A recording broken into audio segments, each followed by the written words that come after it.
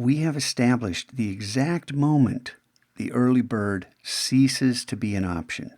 And that moment is you have to be able to click this button before the bell rings.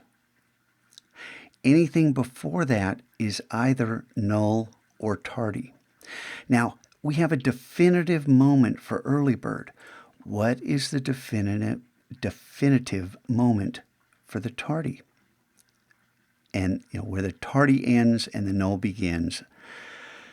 Let's establish that right now. Just as there's a button to click here, when you walk in the room, all the users are listed across your computer. You find yourself, click on it, you get to a login, you get to the password. You must type your password and then hit return before the bell rings. And that way you're logging in. If you haven't begun the login process before the bell rings, you're tardy. That makes sense, doesn't it?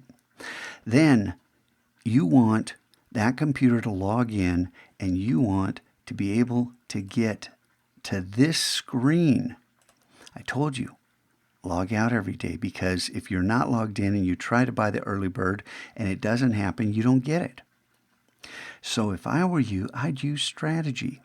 And at the end of the day, I would quit Photoshop and Illustrator and any programs I had running except the browser, and I'd log out of the MacLab so this screen was sitting here. And I would not have any other browser windows or tabs open, because that will slow down the process and your browser will take more time to load. This way, when you log in, the browser will open, and all you have to do is click this button because you've said, hey, remember me.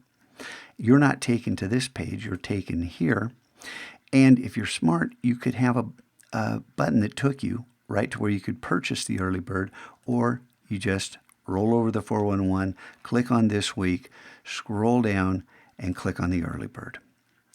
Anywhere, if the bell rings, anywhere in that process, before you can click this button, you're null. You get it? So you have to have begun the process of logging in. Null doesn't hurt you. There's nothing to buy. And it keeps the bell to bell alive.